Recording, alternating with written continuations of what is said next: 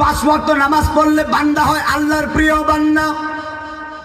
5 ওয়াক্ত নামাজের পাশাপাশি এক্সট্রা নামাজ পড়লে, এক্সট্রা ইবাদত করলে, নফল নামাজ পড়লে, আওয়াবিনের নামাজ পড়লে, চাষের নামাজ পড়লে, শিরাকের নামাজ পড়লে, তাহাজ্জুদের নামাজ পড়লে, 5 ওয়াক্ত নামাজ পড়লে মানুষ হয় আল্লাহর প্রিয় বান্দা। আর 5 ওয়াক্ত নামাজের পাশাপাশি জিকির করলে, নামাজ পড়লে এই বান্দা আর বান্দা থাকে না, এই বান্দা আল্লাহর বন্ধু হয়ে যায়। ঠিক আছে না ভাই? আল্লাহর বন্ধু হয়ে যায়। একদম গভীর খেয়াল দিয়ে শুনে যান। আমার বাবাজিরা গো, এখন হযরত ইমাম হুসাইন, ইমাম কথা কয় না, ইমাম হুসাইন তলোয়ার বের করছে, আমার ভাইকে দাফন করতে দিবে না। কত বড় সাহস! একটা যুদ্ধ শুরু হবে। আপনার সামনে যদি আপনার ভাইকে কথা বলে, আপনি কি দাঁড়িয়ে থাকবেন নাকি? কথা কয় না। আপনার বড় ভাই যদি আপনার সামনে কিছু বলে, আপনি কি করবেন? অ্যাকশন শুরু করবেন না? কিন্তু আমার মায়ের পেটের ভাই, আমার আপন ভাই, কথা কয় না, কষ্ট লাগে। হযরত ইমাম হুসাইন তলোয়ার বের করছে, যুদ্ধ শুরু হবে।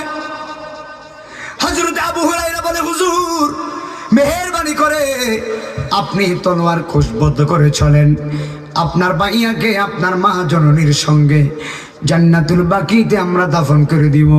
একবার জোরে জোরে বলেন আল্লাহু আকবার। নারে তাকবীর, আল্লাহু আকবার। নারে রিসালাত, ইয়া রাসূলুল্লাহ। আহলে সুন্নাত ওয়াল জামাত জিন্দাবাদ। মাওলানা নাইমুদ্দিন আজিজ সাহেব জিন্দাবাদ। লাশ মুবারক নিয়ে জান্নাতুল বাকিতে নিয়ে দাফন করা হলো। রাতে রাতে হযরত ইমাম হুসাইনের কাছে চিঠি এসেছে।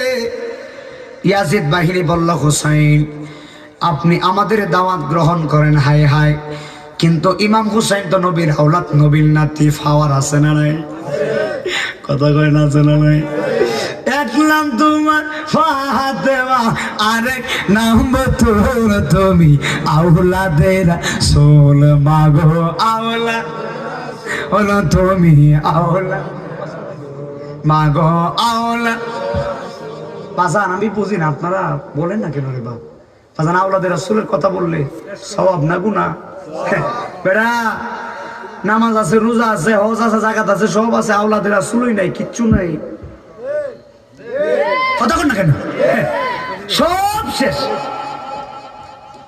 বোতল আছে, বোতলের তলা নাই, পানি কি থাকবো নাকি? সে থাকবে না তো।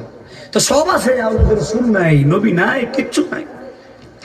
এক নাম তোমার ফাতেমা, আরেক নাম তোর তুমি।